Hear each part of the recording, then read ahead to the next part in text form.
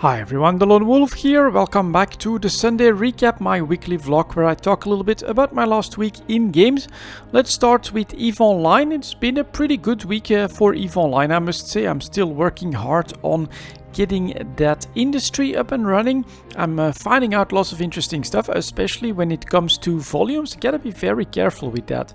I've actually been experimenting a little bit with some modules, and well, they're a lot slower to sell than the munitions at the moment. So the margins are still pretty good, but also coming under pressure.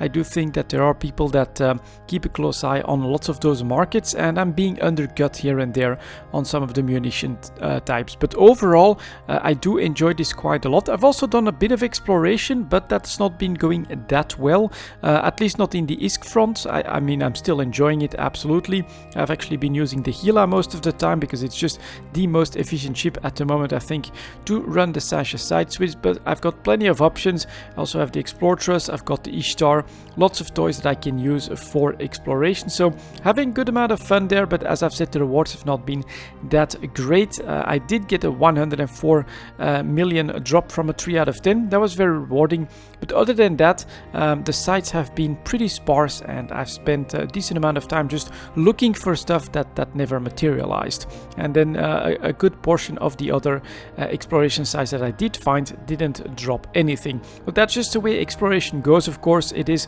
not a very stable way to make ISK in the game. It has its ups and downs, and I must say that last week was basically a bit of a down when it comes to the rewards.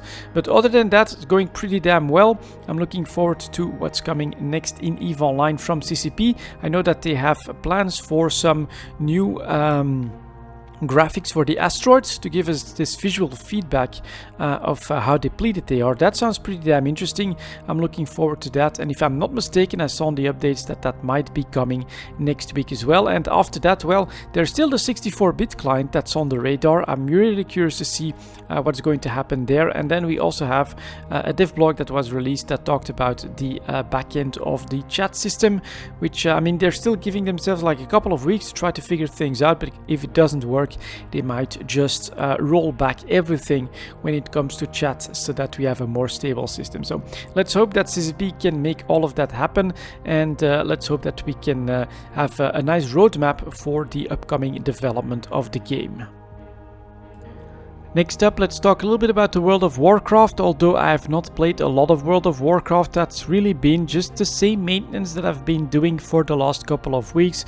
Log on and do my emissaries. If I find a little bit of motivation, do a couple of extra world quests, but really that's all I've managed to do. So it just doesn't feel rewarding to play World of Warcraft at the moment. In about 10 days we will get a new patch that will introduce a new raid and potentially some new rewards. I mean, and hopefully that will give me the motivation to get back on the Conquest Cap train. I did enjoy that part of the expansion, honestly. After going decently hardcore when it first launched, I finally, after a while, decided on a Warlock, and I focused for PvP on him, just doing Battlegrounds, trying to get that Conquest Cap done every week, and that felt quite doable, quite alright, and I actually enjoyed the Battlegrounds. But if you just keep getting gear that you already have now as rewards, there's really no reason for me to keep putting in that effort, so I am not. Let's hope that, yeah, the upcoming patch can give us some more rewarding rewards when it comes to the World of Warcraft, so that I can get back into that a little bit, but it's really not been a lot in the last couple of weeks. So I did explore another game then from Blizzard, which is Hearthstone, because that came out with a very interesting new PvE mode. It's Rasticon's Rumble. It's one of those that's very similar to, what was it called there, the Witchwood or something like that, where you basically choose your class and then you have to go through 8 or 10 bosses, and the more you beat them, you get new cards, you get new powers, and now it works with like a shrine mechanic, which is quite interesting, potentially super powerful, and I am actually enjoying that when there's some class shrine combinations that are really awesome if you get the right cards. And then there's also these champions that you get. I think it's like 2 over the course of a full run of one of Rasticon's Rumble that potentially really make or break your deck, and they can be super powerful. But I do like this addition from Blizzard to Hearthstone. It's not all negative, it's PvE, so you're going up against basically content that that has been prepared for you, but it's challenging enough. You do come back. There's lots of replayability because you can, of course, try to beat everything with every single class and every single shrine. I think there's like plenty of shrines as well, 2 or maybe even 3 for every class. It's very damn interesting, and the biggest advantage, it's really a free-to-play aspect of Hearthstone. You don't need any cards, you don't need to build your own deck or anything like that. The game is going to give you all the cool tools to play through that in, let's say, half an hour to an hour, depending on how quick you are and how lucky you are.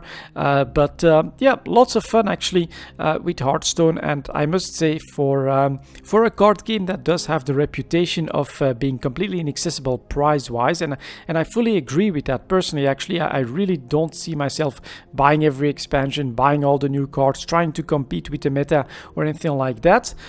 Well, one thing that they did do right there is that those solo adventures that you can do in Hearthstone, I find them very, very enjoyable, and there will be some videos coming out on that in the upcoming week. And for my final game, we have Path of Exile. I did play a decent amount of Path of Exile, although not in the way that you would expect.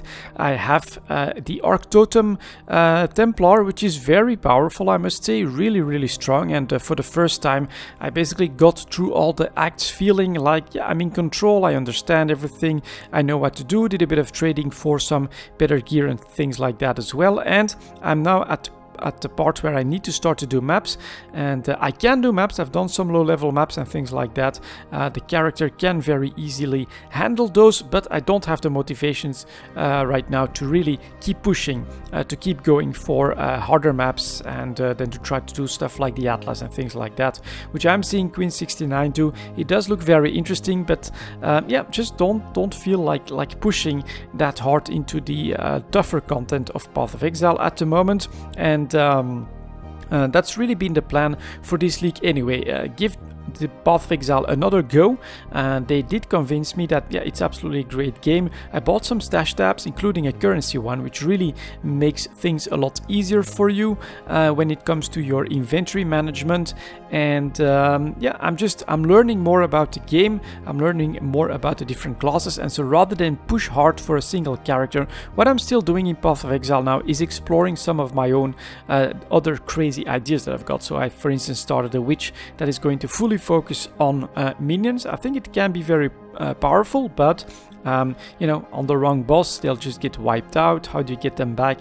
What about your defenses? Not that easy. And then I'm also starting yet another Templar, and this one is going to try some sort of cost when damage taken stuff. That looked really cool. It is actually pretty damn fun, but I also found out that to get the consistent roll of those spells going, you basically need an amulet that requires a pretty high level. So there's lots of stuff that I'm exploring at the moment in Path of Exile, but it is not that higher tier content, that end game content of maps, Atlas, final bosses, big delves and things like that. I'm not doing that. I'm more exploring the characters, the games, and basically feeling like I'm trying to get ready and have a roadmap for pushing into that late game content with the next league. I don't really have the ambition of doing so with this one.